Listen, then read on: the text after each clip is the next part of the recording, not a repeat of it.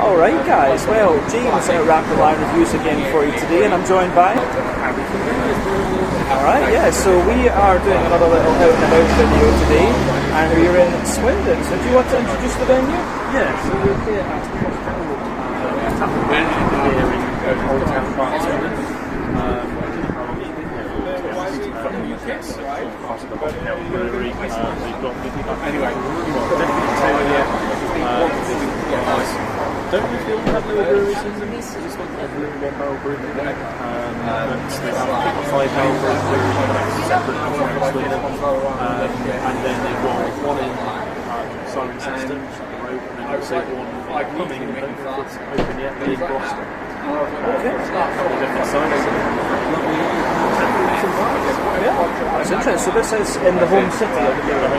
Right. So quite cool to visit these places. I always like doing this with other beer tubers, going and visiting their kind of local haunts, if you like. What we'll do is we always do in here. We'll go have a little walk around. We'll have a look, and we'll taste a couple of the beers. So yeah, let's get started.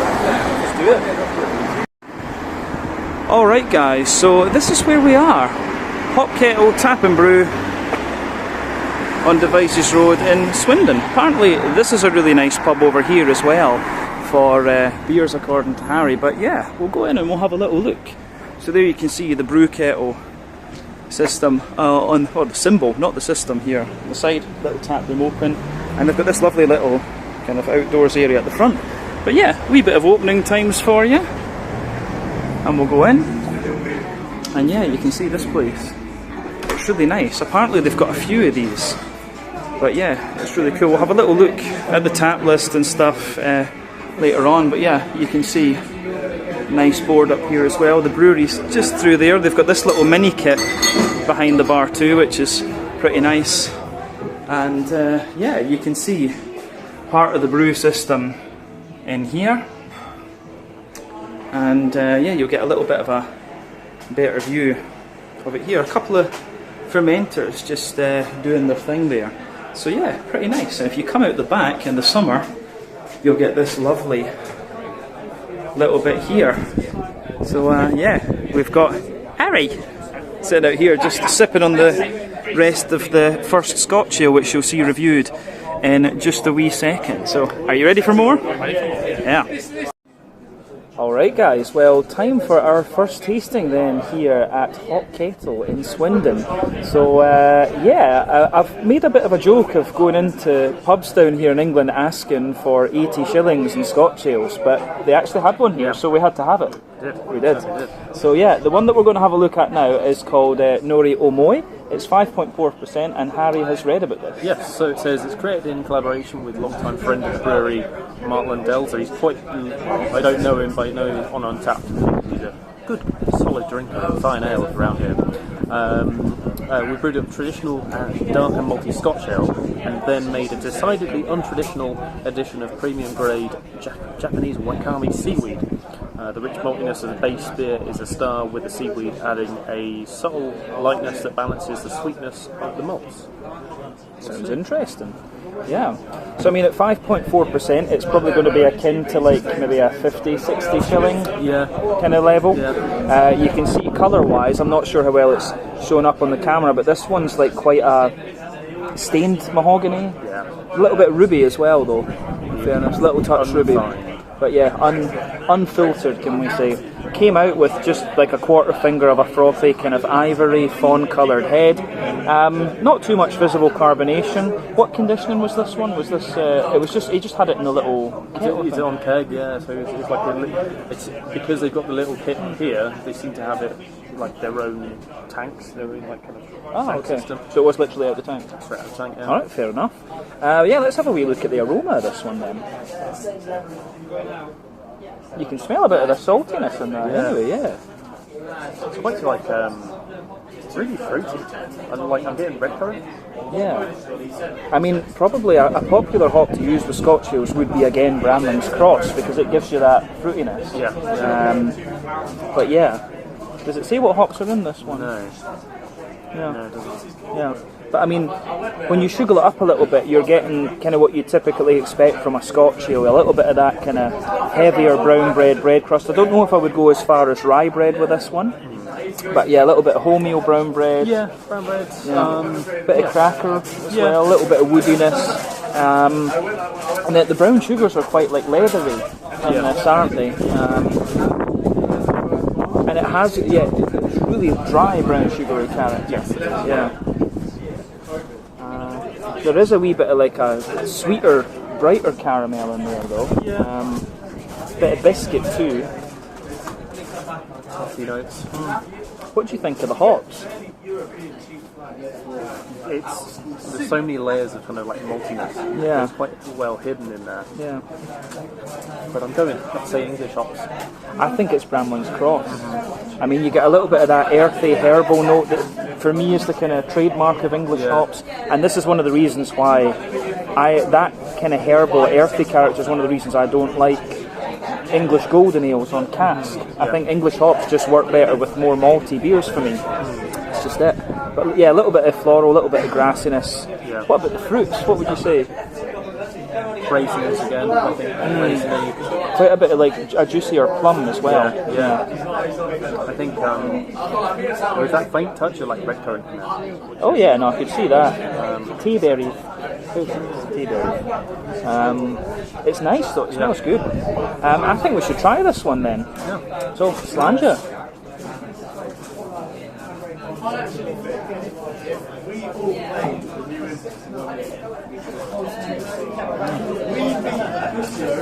It's quite dry, isn't it? Yeah. An awful lot of like spiciness that you get from it. Oh yeah. Actually, yeah. See, I can always you can. Yeah, I would be more inclined to say dryness, but then it becomes a bit like it's a dry, spicy character you get later. There's weird things that kind of remind me of something like a pumpkin beer or something. You know how it goes quite yummy and then it kind of goes a bit like pumpkin spice. Yeah. But it's obviously not. Yeah. Then fuck it out. Yeah. Yeah, we've been obviously when I've been with Harry, we've been practicing a certain accent again. Certain voices that we like to do on the channel. Drinking foreign beers like Scotch ale, isn't it? Makes you speak even more like that. Yeah, but yeah. So I think, for me, the backbone, it's one of these beers that turns out quite similar to what you'd expect to the aroma, but it's a bit more spicy. That's the kind of difference. That's where it deviates. Yeah. I think we're speaking with seaweed, so they're saying it's kind of salty and it's got this twist which I can't quite work out. It's almost like slightly clovey as well. Oh yeah, no, I can see that. I mean, yeah, the backbone of the beer, it's like a mixture of bread crust and kind of wood, and then on top of that you've got that's when you start to get the kind of seaweedy, salty thing. But that, I think that takes a bit of time to show its head. It takes a bit of time to come out, and then you've got the kind of like bread. You've got the kind of brown bread on top of it. It's got a bit of density and a bit of dryness to it. The leathery brown sugar's there. It's a bit toasty as well. You get more of the toastiness into the aftertaste.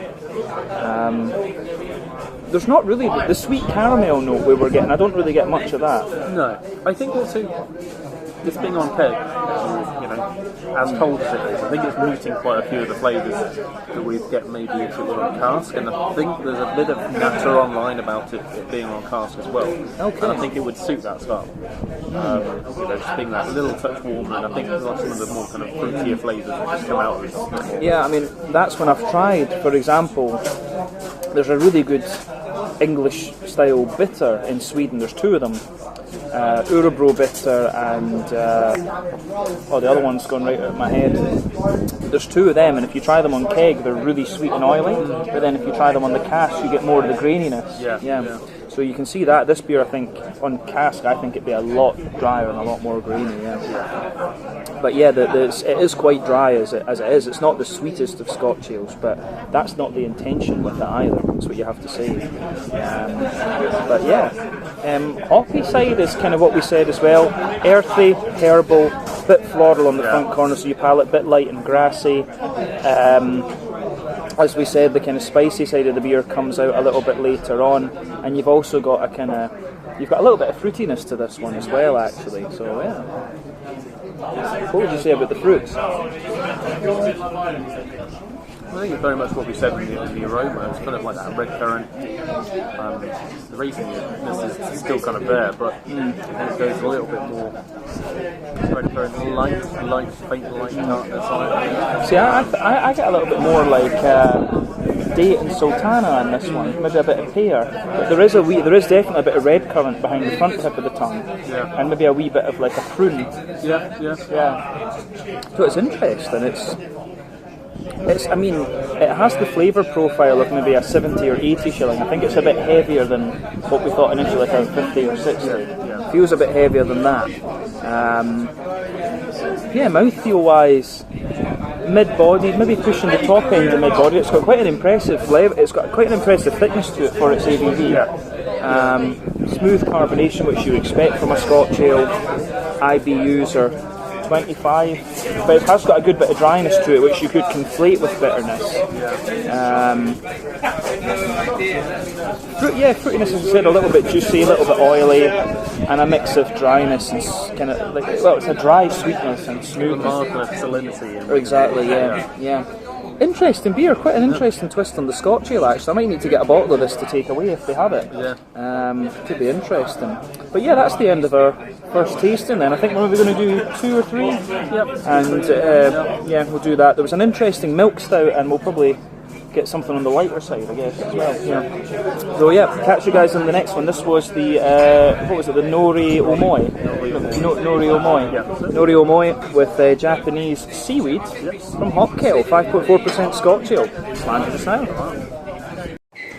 Alright guys, so just a little look at the tap list here then at Hop Kettle. So if you go up to the left side, you can see they've got 6 casks on. So there's Element Pale Ale, there's Crickdale Ordinary Bitter, Archer IPA, Duet number 15, the Nebula Series IPA, the Western Star Brown Ale, American one, sounds quite interesting. Then on the kegs they have 10.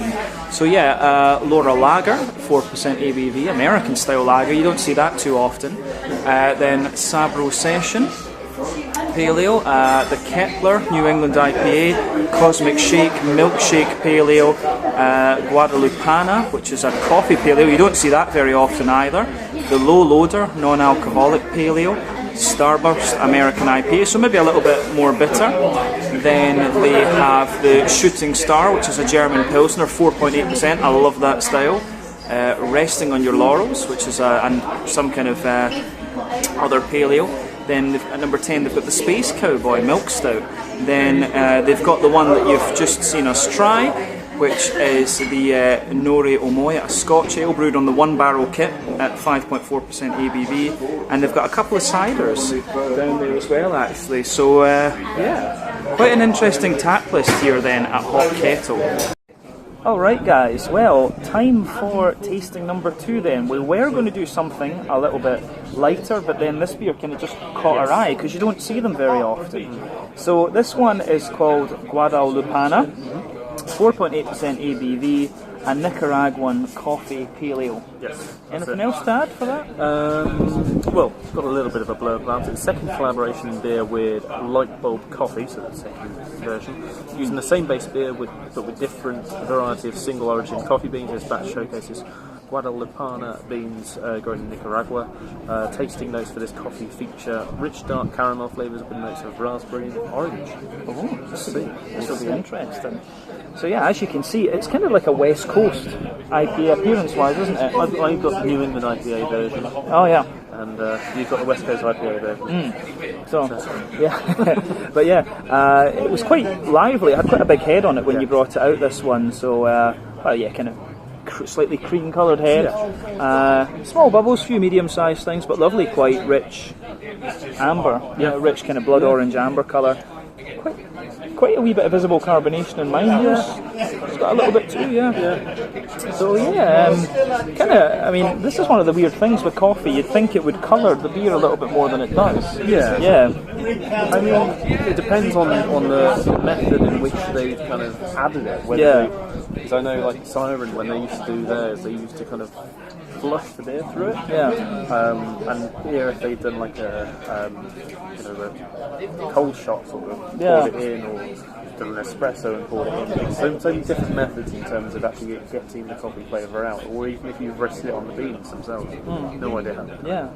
No, because I mean, I suppose it depends on how well roasted the beans are as well. I mean, coffee beans, I've said this in many a review, that coffee beans are as diverse as hops. You know, different countries have different even different areas in countries have different water profiles, soil profiles. You've got different varieties of bean. You've got all of this, and you've got all these different roasting methods and stuff. So you can play around with coffee beans to your heart's content. But yeah, nose. Yeah, that's very dry coffee. That very roasty, dry, quite earthy and like. There's a little bit of a kind of chocolatey note that kind of wisps through it, because it's interesting as well. Because obviously, I love imperial coffee stouts, and it's quite interesting to think as well. You know, coffee beans are obviously going to behave differently in a heavier and malty beer than they are in a lighter beer. One of my favourite beers I ever had from Overtone actually was it was called Rwandan Coffee IPA originally, but I think they changed the name later to Rwandan Press. Okay. When they brought the beer, and you know, Overtone got the hype when they came down to England. They were always known in Scotland, but yeah. I wonder how much the earthiness and the dryness of the coffee is coming out because it's not such a malty and sweet beer. Yeah. It's going to shine as much as a hop might do. Yeah. In like this sort of style, as opposed to like a dark beer. Yeah. But it smells really good actually. I mean, the coffee's dominating the aroma in this one. Yeah. And it's, you say, it's a dry, earthy coffee. I get a little bit of aromaticity out of it as well. I don't get the fruity notes quite that they're talking about. I think we'll get more of that in the flavour. I'm getting like herbal notes. Quite herbal. From the actual beer itself, there's a little bit of like white bread, brown bread, maybe a teeny little hint of like a caramelly note. Yeah, touch of toastiness. A little bit of floral aromaticity too, for sure. A bit of grassiness.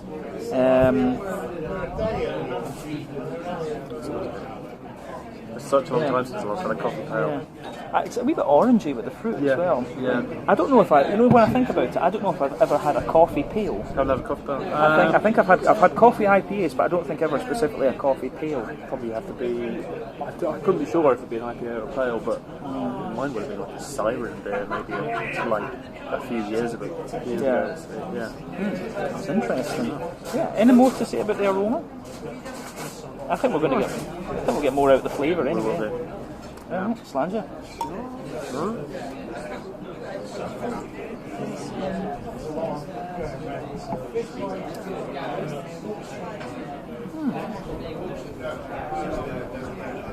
Nice, very smooth. Pretty subtle. Oh, we're getting the smoke from somewhere. Something else. It's so easy drinking as a result. I think that coffee works so well with this sort of temperature as well. It's quite chilled. And it's just so smooth. I mean, this is the thing for me, like the Rwandan Press IPA that I keep going back to this beer, but it was in New England, and obviously this is more of a West Coast or American, as they're calling a lot of these things that are in between these days. So it's really, it's quite oily in its mouthfeel as well, isn't it? And the beans really shine through in this. And it's got a couple of notes you don't necessarily pick up. I think, for me, one of the big notes is the chocolatiness on it. Really comes through a lot more strongly on the taste than it did on the aroma. And it kind of lingers and sits right at the back. See, for me, I find it a bit more. I don't know if I would use chocolate for this one. I get a more kind of. I always find beans give you this really fibrousy type thing, and then you're getting the roastiness, the dryness of the coffee. But I can see exactly what you mean. It's quite like it is very similar to like a high percentage, like cocoa chocolate type thing. Yeah. But yeah, I think the backbone of this beer, once again, it's like a it gives you the impression of like a roasty, toasty, well-fire bread crust. Yeah. But then you get some kind of brown bread crust on top of that. There's a bit of white bread there too, and it's kind of more toward the back of the palate. You get the really fibrousy coffee bean sort of thing. I don't find the coffee bean. I think the coffee bean note is not quite as complex in the flavour as it is in the aroma. It's quite straightforward. It's like earthy, slightly aromatic, and a bit toasty. Yeah. On the aroma, it definitely delivers a fair bit more than what you get as taste. I think it's just kind of, you say it's like 2 or 3 different flavours, really. Yeah. Yeah. But the more you drink of this, I think it sweetens up as well. Because I like kind of like marmalade note initially. And I think that's possibly the hops making their faint appearance before the A hops. bit of mosaic or a bit of Amarillo maybe. Yeah, I go. Yeah, quite simple. I wouldn't say mosaic. It's just a bit. There's nothing too punchy. I think it might genuinely just be some English hops behind it. I don't know which of the English hops would be orangey. The other one could be Mandarina Bavaria. Yeah. Mandarina Bavaria might be a shout for this because the beer for me it's not quite as earthy and herbal in its hoppy character. It feels a bit more noble. So that might be a shout. Yeah. It's always interesting to play Guess the Hops beers, but it's very hard these days. Yeah. Very hard these days. Too many of them. Too many foreign hops. Yeah, but we really need to stop that. Yeah, but no, you've got a little bit of earthiness in there, a little bit of herbal character in the hop. Very smooth though. It's not too big though, as I say, more noble. Yeah, I think than. It's a light kind of grassiness that comes through. Yeah, floral aromaticity, bit of grassiness, and on the front third of the palate you get that kind of orangey character, like an oily orange, maybe a little bit of pear as well. Yeah, coming out of the beer. So yeah, I like it.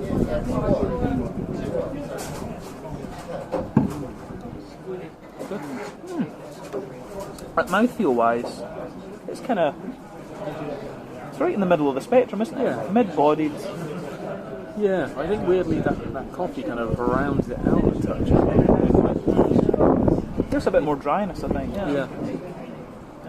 IBU wise, what do you reckon? It's like, I wouldn't say it's much higher than early teens, kind of maybe top 20. Top 20. See, I was actually thinking it might be more about. A lot of the bitterness for me is coming from the dryness of the coffee. I would have been tempted to say about 40. Okay. I actually would have been tempted with that, but yeah, the bitterness isn't the hops. No. I would agree with you. Like, yeah, it's like 15 or 20 hops maximum. But the coffeeness gives you a bit more dryness, and I don't know how you actually should think about IPA. Should you consider the dryness of the coffee, or should you think only about the hops? You've got the water as well. Also, you kind of, there's this thing between IBU and perceived bitterness as well, which is another thing. And the IBU is like the kind of measurement of the hops, and the perceived bitterness is on top of that. So you've got that kind of water out here. Around here, the water's awful, so we have to do quite a lot to play around with the water to make it soft. But they seem to be nailing it. It's really quite. Yeah, it's a nice beer. That it's very, very well done actually. I'm happy with that.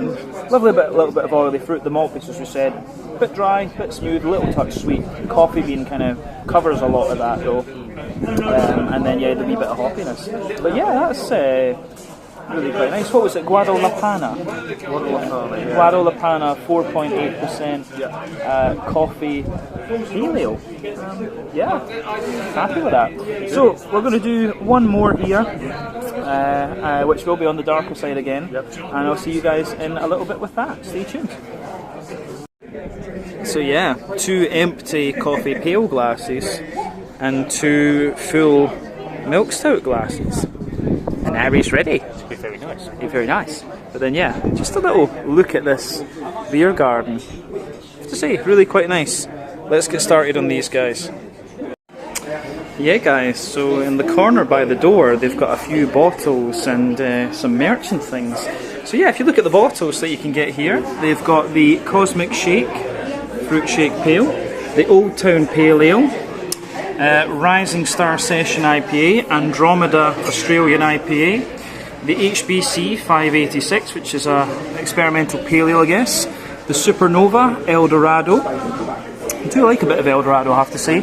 Supernova Nelson Sauvin, the Space Cowboy Milk Stout, and then they've got a few different barrel-aged things down here. The Flapjack Black, which seems to be a breakfast stout. I might need to get one of these to take away. So they've got barrel-aged number 1, barrel-aged number 2, barrel-aged number 3, the original Flapjack Black, the Kepler, which seems to be a New England IPA with cryo hops, the Shooting Star Pilsner, the Lodestar Golden Ale, the Dog Star Hazy Pale, Polaris New Zealand Pale, and then they've got a few kegs down here, which I think is one of the bitters or something like this. 3.8% ABV, and of course a few little bits of cider.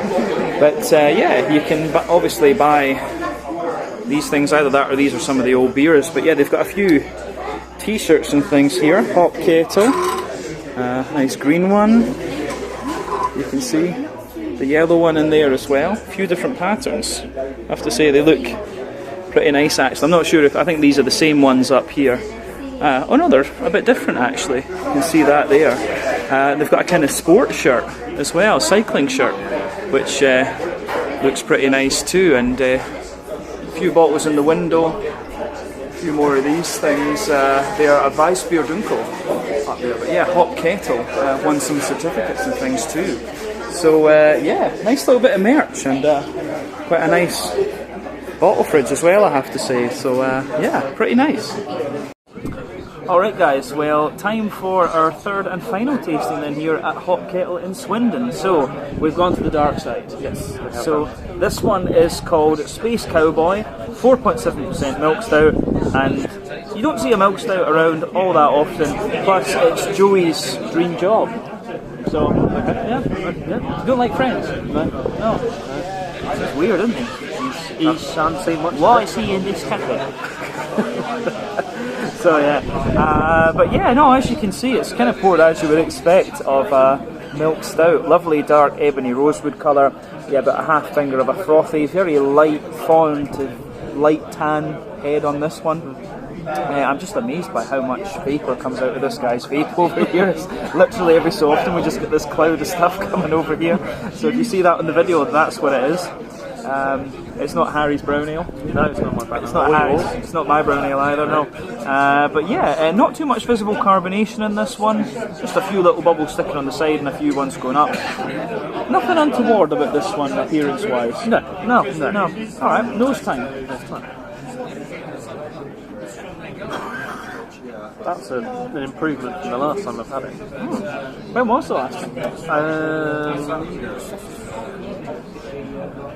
Only the 18th of January 23, but I had it on cans. I have to admit, it smells to me more like an RIS. It's got that big sharp red fruity thing that you would expect of an RIS rather than a milk stout. It does give you a little bit of a blur on here as well, which I'll read through, which is roasted malt character on the nose, a thick velvety body with subtle sweetness balancing flavours of cacao, coffee and red berries. And it does have that on the nose, in that red berry note. Yeah, that's interesting for sure. Yeah, you get a lot. That's what made me say RIS, the fruity notes. I mean, for a milk stout, it has, you do get the smoothness out of it, but you still get quite a bit of like that roasty toasty special B carafa type thing out of this one. So you've got that there, but this big silky chocolatey, I don't know, would you say lactose? Does it say that, or is it just? It doesn't, but there will be. Yeah, there will be being milk stout. Yeah. So I mean, yeah, roasted toasty well-fired bread crust, bit of brown bread, then you've got this big silky chocolatey thing, like 50-60% cocoa chocolate. Not so much brown sugar. No, I think it's like yeah. It's all quite very dry, isn't it? It's all quite very dry, but then it features different layers of flavour, but it's quite dry. It's almost got a little bit of like, you know, what's the word I'm looking for? It's almost got like a little bit of that, you know, like a chocolate. You know, if you get a chocolate brownie that's almost solid but not quite, it's almost got that kind of aroma. Yeah. There's a note in there as well, which cascara. You never Take the brown sugar, is it not? Cascara is basically the skins of coffee beans, and it always forms this kind of light, kind of cherry coffee kind of combination. And I get a bit of a note of that. Yeah, it's interesting for sure. The more you smell of it, you do get a little bit of toasty, dry brown sugar. Not much of a hoppiness, but still a little bit. I always get a little bit of grassiness and floral character. There is a wee bit of that going on, but the fruits are quite dominant. I mean, what would you say for the fruits? Currency. Multiple currants. I said on the last one it was red currant. This is like really dominating it, and then also like it says red berries. Yeah, no, this is quite interesting for me because for me, raisins, for example, are always a bit sharper, and currants are a bit more oily, if that makes sense. And I think you say it the other way around. Yeah. So this is always quite an interesting thing to do this with other beer reviewers. So yeah, for me, the other ones I would have said are more curranty, and this is more raisiny, but you say the opposite. So yeah, I get a lot of raisin, quite a lot of a sharper plum out of this one as well. But then yeah, you get fig, you get an oily figgy character. Real tanginess to it. Real tanginess. Yeah, I get a bit of blueberry or blackberry as well. Yeah, blackberry for sure. Yeah. Lovely aroma. Yeah. So yeah, let's get stuck into this one. Space Cowboys for life.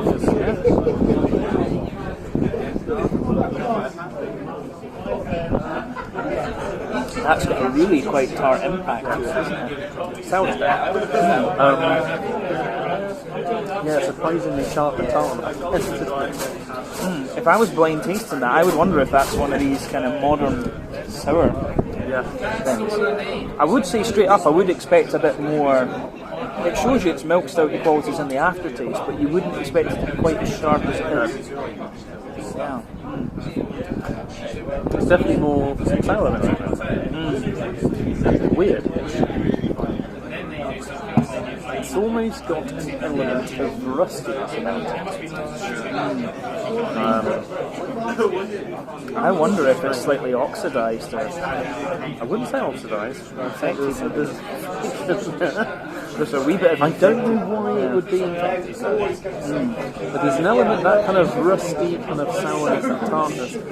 I used to get it on the beer from Pressure Drop, which is a cast iron billy. And that used to have this real kind of tart, rusty kind of note in it. And they said that's just quite irony, like an irony sort of thing. I mean, it's quite... It has... A milk stout shouldn't have this type of sharpness to it. A milk stout should be a lot smoother and kind of thick, but this does have a real bit of sharpness. If I would have said you've got a bit more of a technical brewing knowledge than me. Obviously, I would have just guessed that this was very slightly infected. It's something in one of the yeast reactions that's going to give you such an astringent ester, isn't it? Yeah. Was it autolysis of yeast? I can't remember which one. I can never remember them all. There's about 14 different problems you could have. Yeah, I mean, if you take a bigger gulp of it, you get more of the malty quality out of the beer. So if you take obviously in this teku glass, it's encouraging you to sip the thing, and that's when this sort of fruity sharpness comes back. But the malty aftertaste is actually pretty nice. Yeah. I think they just need to maybe change. If I would change the yeast in this, I would use good old English ale yeast work perfectly. Notting ale yeast works absolutely perfectly as well. Yeah. No, this is. The aftertaste in this is really nice. It's just the impact flavour that's a bit strange. Like the first taste I had was quite a large gulp, and then compared to that second taste I had, which was just like a little tiny sip, and you really get all the sharpness, all the tartness, none of the body, none of the mouthfeel. On the first one, it's loads more body and everything to it, and then it's just, it hides behind it. Yeah, no, but yeah, if you take a sip, you're going to get the beer in on the front tip of your palate. That's the fruity part of your palate. Then if you take the bigger gulp, you're going to get more over the back, and that's the more malty, yeasty side of things. So it makes sense. It does make sense that. But yeah, backbone of the beer, middle back of the palate, roasty, well-fired bread crust, not too dry, not too roasty. Wholemeal brown bread, maybe a very slight touch of a thicker rye bread. I was going to go like black bread or something like that. Get it in the cake, but bit of a. You get the chocolate layer as well. Bit of a more charged chocolate further back. Maybe 50-60% cocoa as you come further forward. There's a wee bit of like a treacly molasses thing in the centre of your palate. Bit of woodiness into the aftertaste too. Definitely goes. You get that kind of, well, it really dominates in the back end, but your berries kind of, you get a bit of that kind of black currency before that. Yeah, and the hoppy side of things is kind of what you'd expect. There's a little bit of earthiness. That's an English hop, I'm pretty sure. There's a little earthiness there, little herbal note, floral note, grassy note at the front part of your palate. I think that's Kent Golding, is it not? Something like that, or maybe Pilgrim. Could be. Pilgrim tends to be quite spicy. Yeah, so it's got that. But then, as I say, the fruity part of this beer is the strange part. It's when you take it in, it's got this real oxidised, like raspberry sharpness to it. It mellows out fairly nicely. You get a little bit of fig and a little bit of blackberry. I think they need to change the yeast in this, or go back to this one, because I think they've got a solid malt base. They've made the right choice with the hops, but there's something weird going on with the yeast in this. Very strange going on with it. Yeah, there's something strange with the yeast in this one. I don't know whether they'll use. I mean, these guys are very small. I don't know if they would use the liquid yeast or what they would likely use. But no, I think they're a 5 or 6 barrel kit. And that's only their test kit. But I think 5 or 6 barrels, so you're talking about 1,000 litre kit, something like that. And I guess they'd just be using packages. They might have their own strain, but on these sort of fun ones, they'll probably using packages.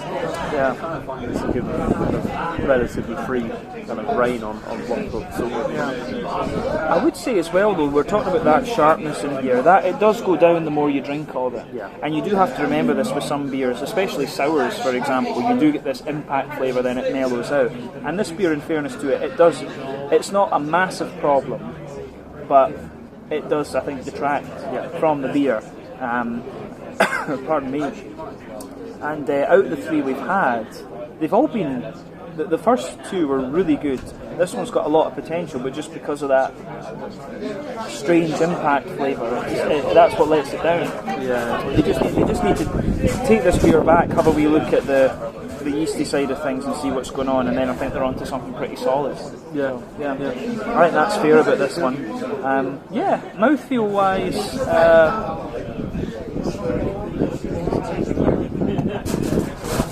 it feels lighter because of that thing we're talking about. I mean, I would say that tang just kind of goes all the way through. It lingers, and then the back end comes in quite sharp, but it just all the way through just kind of detracts from what could be a quite, not thick, but upper end of medium. Exactly. So it just cuts through it. But I mean, the aftertaste, that's the other thing I would say with this one for a milk stout. The aftertaste is quite roasty and toasty, and it is more like an RIS in terms of its flavour profile. It's nice in that sense. So I think this beer, I think it's fair to say with this one, it's marketed wrong, and there's something going on with the yeast maybe.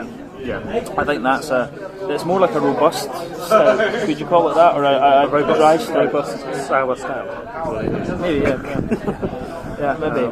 But it is more like it's like a dry stout. Something I would say. It's more like the malty profile gives it more of a dry stout. It's almost like oatmeal to dry. It doesn't feel thick enough for me. It's not thick enough. I used to have one. I used to brew one years ago, which is quite always quite dry. Higher ABV than this, but Oh, it's interesting. I mean, I got quite excited about there being a milk stout, but this one, it just doesn't meet the flavour profile of a milk stout. And, you know, you always say that the question should be, is it a good beer?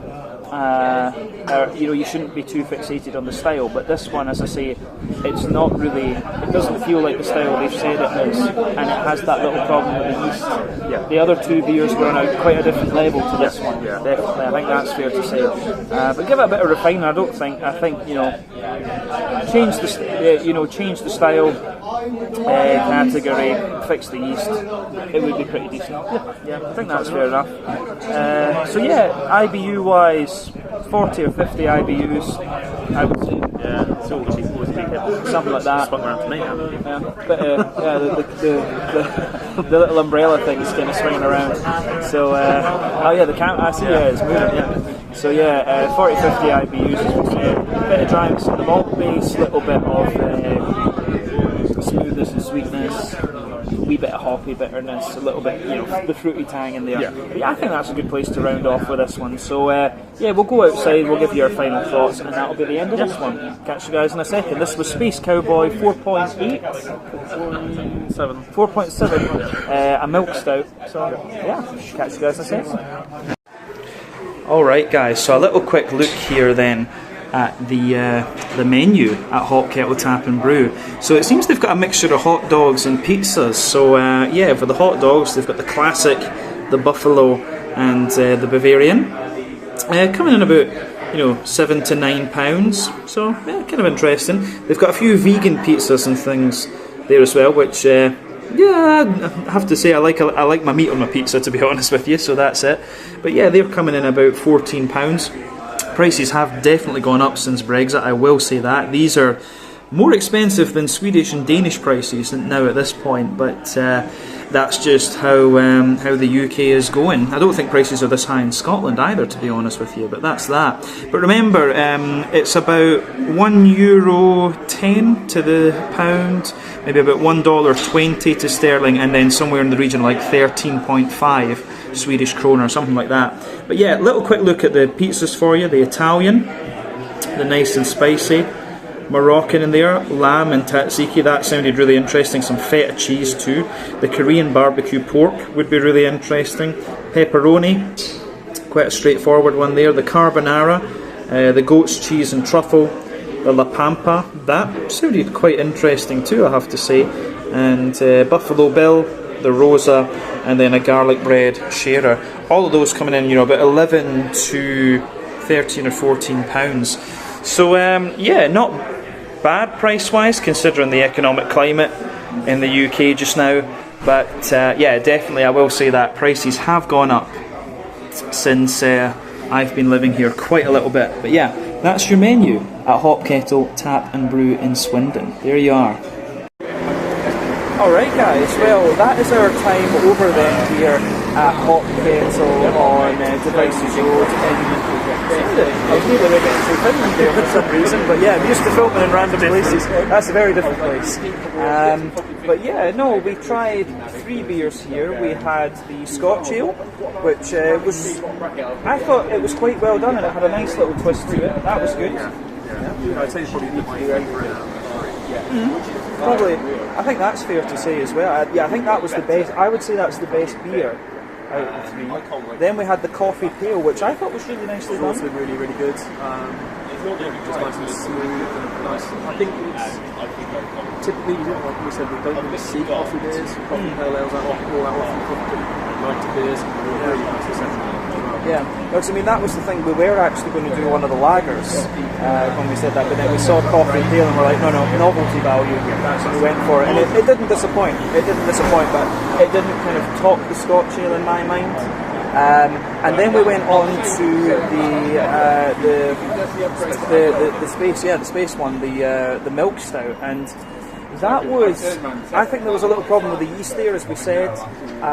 It wasn't so much like, even the stout wasn't so much like a milk stout, it was more like an RIS type thing, or a dry stout. Yeah, quite a dry stout, that one. So, yeah, I mean, the thing was that beer, I think there was a wee issue with the yeast, which took away from the beer. if it didn't have that, it would have been pretty damn solid as well. But I have to say, the bar itself is really nice. The two lads behind the bar were really friendly, and the price of the beer was good as well. I mean, sub £5. Yeah, 2 halves each time. yeah, £4.80. Basically, each time we went up, it was £4.80 for the 2 halves, which is for craft beer, in with the cost of living price and so on, is pretty damn good. And it's always good to support your local businesses too. So yeah, we saw some of the guys had pizza and things like that as well. So yeah, no, that's it was good. Really good. Hour and a half or so here. So yeah, we'd recommend it. Come and check out Hop Kettle here in Swindon. A good local brewery doing some solid beers. So yeah, maybe next time we'll try some of the lagers or something. See? But yeah, we're going to go across the road and visit the Hop Inn, as it's called. So yeah, I don't think we'll film there unless Harry wants to do something. But yeah, I like doing the Brewpub. So catch you guys in just a second. And thank you to Harry for joining. We'll put all the links to his channel in the description below. He's allowed on YouTube again. He's not just on Chinese government TikTok. He's no longer barred from YouTube. But yeah, we'll put all Harry's links in the description below. So go and give him some love. Ask him weird questions in his comment section, because that's always fun. And yeah, catch you guys in the next one. Slange, Skull, cheers.